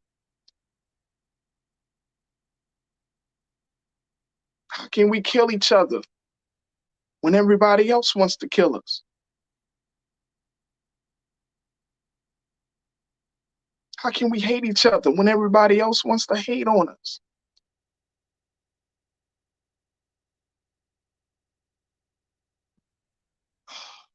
Zoe, you said the music they create is part of the problem. You live by the streets. Mm. Mm. Yeah. Nisa, you said, thank you, Shanadu. Sadly, we have been infected with capitalism, rugged individualism, and a general disdain for our own human lives while we worship money. Mm. P. Jackson, yesterday reminded me of Nipsey Hussle when he was killed. Facts. Facts.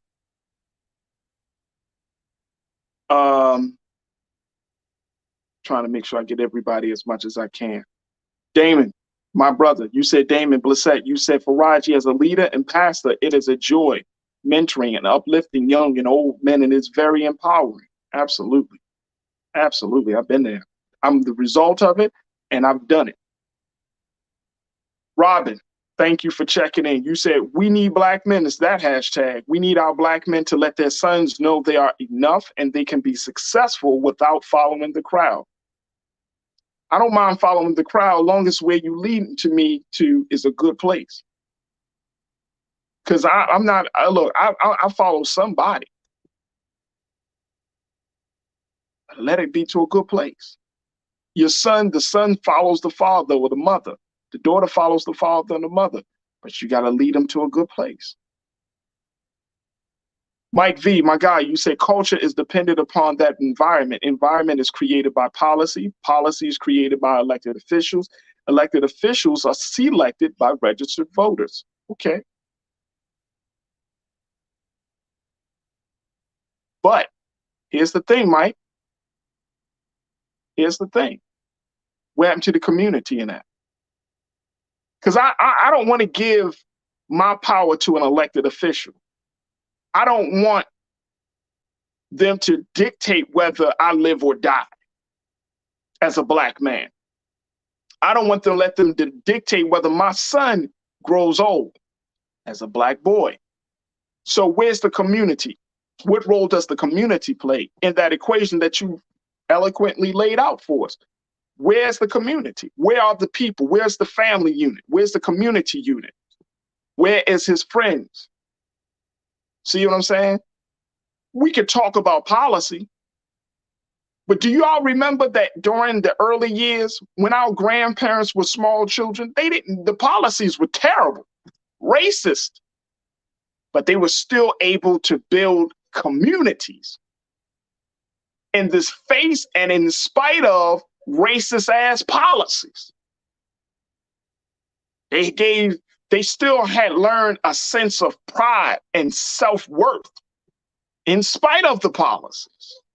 So the communities has to play a more important role than the policy. The policy is an offshoot of a community, right? You have certain policies as a reflection of the community, but the community, the household, that's where it really starts.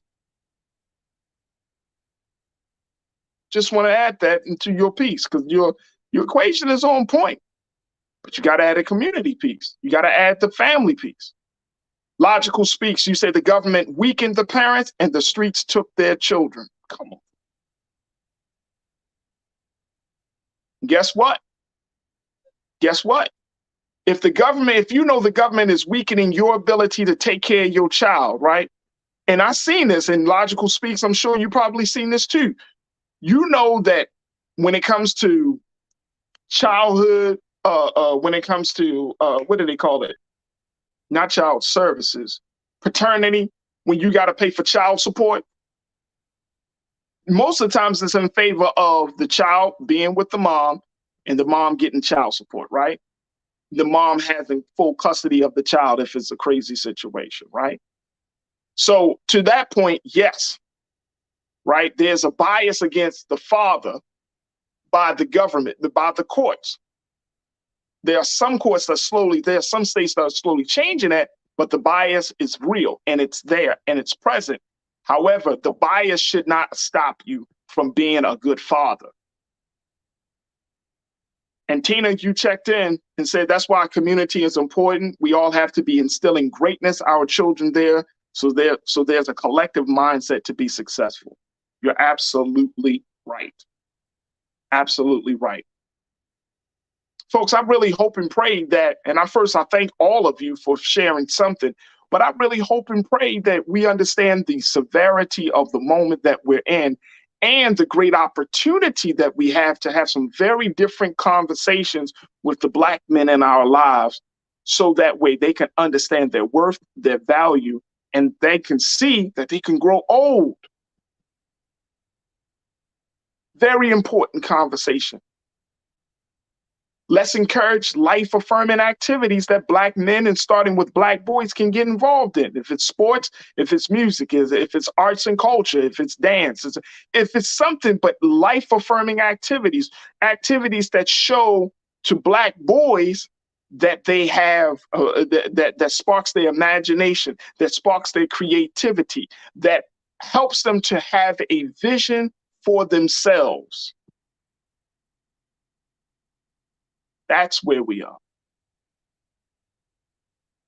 We're not going to stop this violent situation overnight, but we can certainly do our part by teaching this next generation of Black boys and showing this next generation of Black boys that they deserve to grow old.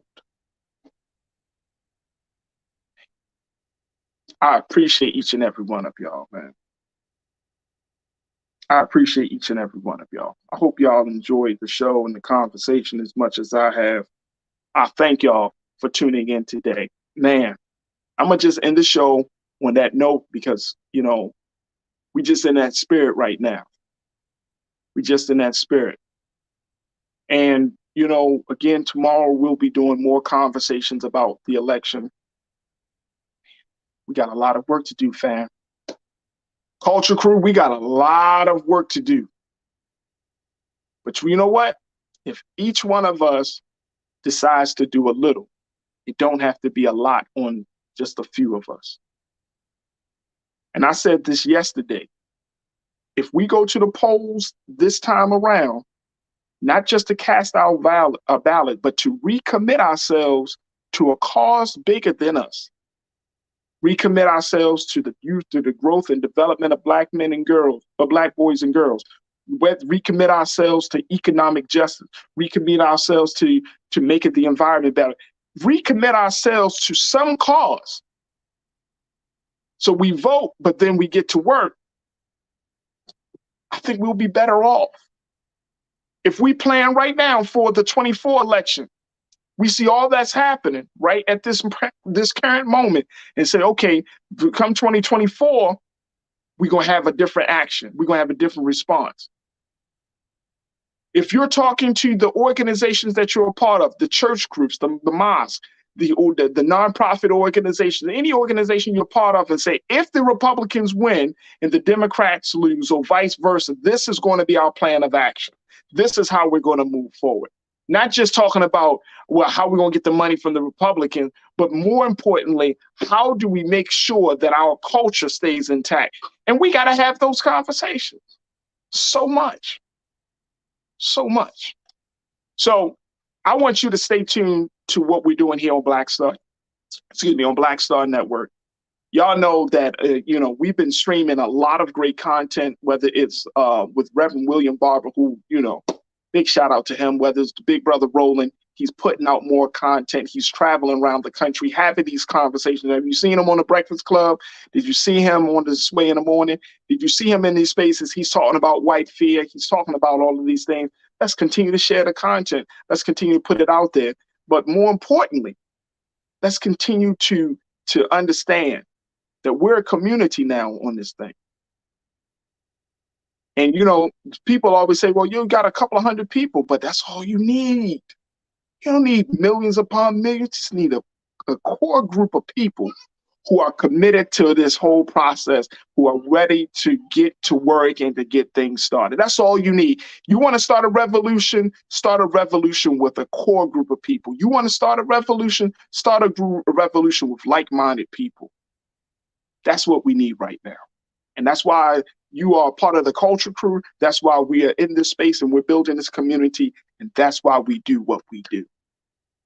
So I appreciate you. I thank y'all for tuning in. Make sure y'all go to our website, blackstarnetwork.com. Support us financially. Share the content. Let's put it up there. Thank you, Ariel and Keenan. Let's do that.